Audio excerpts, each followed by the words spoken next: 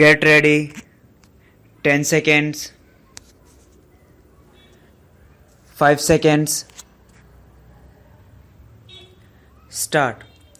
If we look at the provision of the Constitution, we will find that this resolution is in pursuance of the provision in Article 312. According to sub-article of the same article, we have now the Indian Administrative Service and the Indian Police Service, which according to the sub-article are deemed to have been created by Parliament. Earlier also, we decided to create some other All India services. The reasons for the creation of these services have been given by the Honorable Minister, and I entirely agree to them. One other aspect of this question I want to place before this House, and that is the scale of pay and the prospects in the All India services will be better than those in the state services, that there will be a wider field of selection, and that the conditions of service and the scale of pay will attract better persons.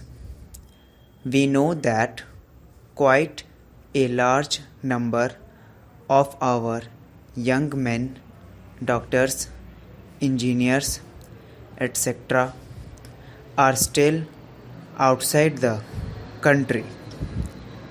Though they are keen to come and serve the country, the service conditions in the state services are not such as to attract them.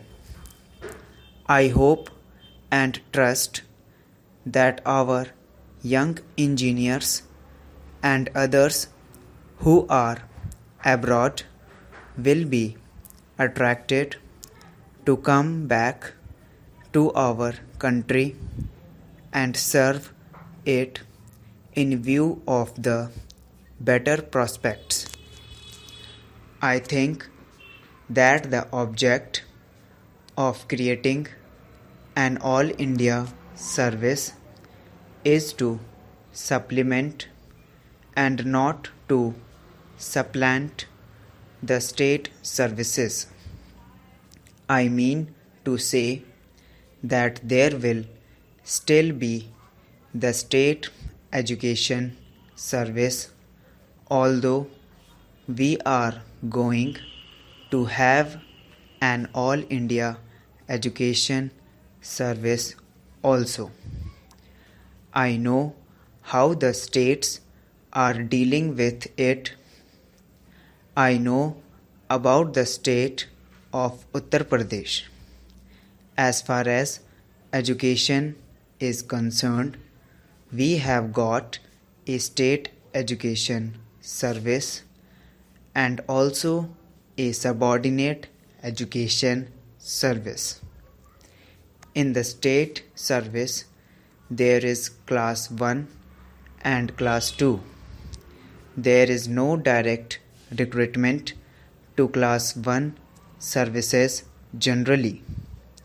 Therefore, when we are going to create an All India service, I think the first question which will come up before the government will be as to which of the personnel of the state services are fit enough to be absorbed in the All India service.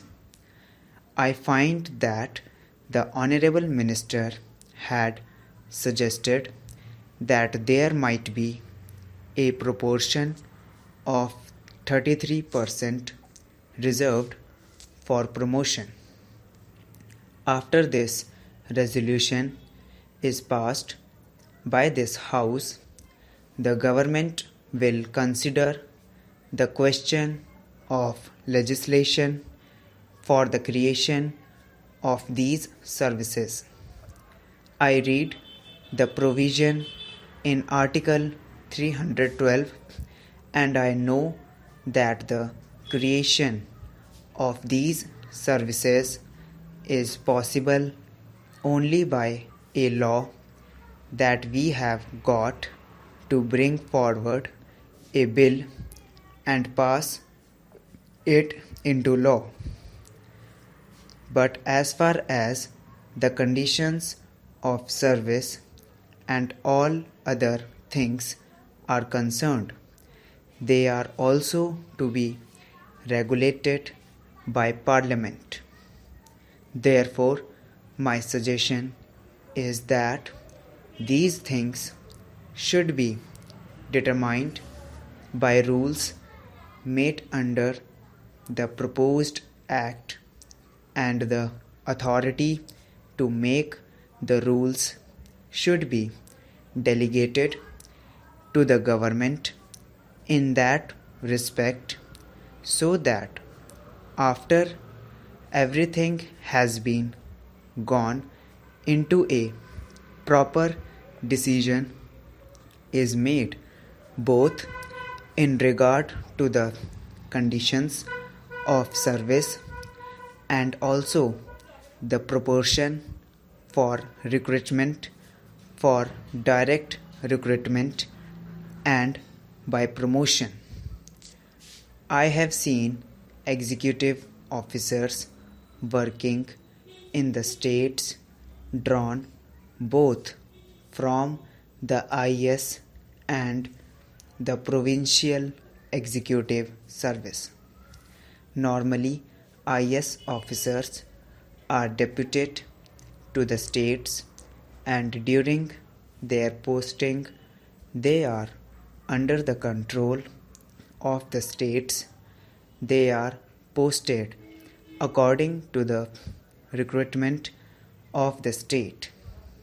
I think the same principle will be followed in regard to these All India services also. But it will be desirable that officers serving in one state should not be allowed to remain there for a very long period.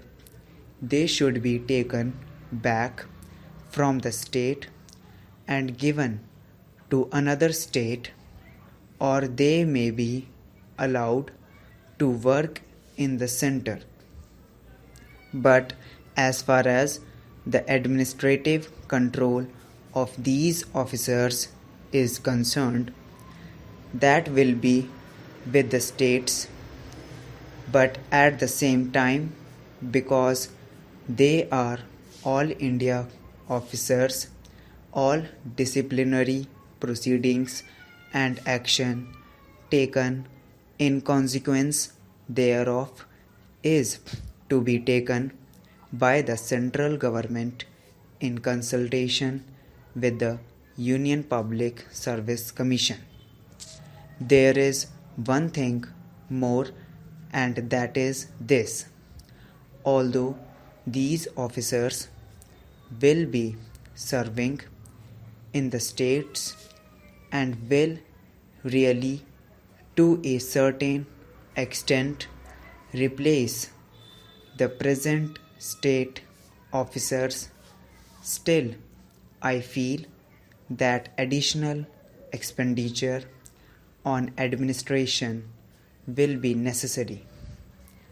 To think that it will not involve any additional expenditure is, I think, not a correct notion.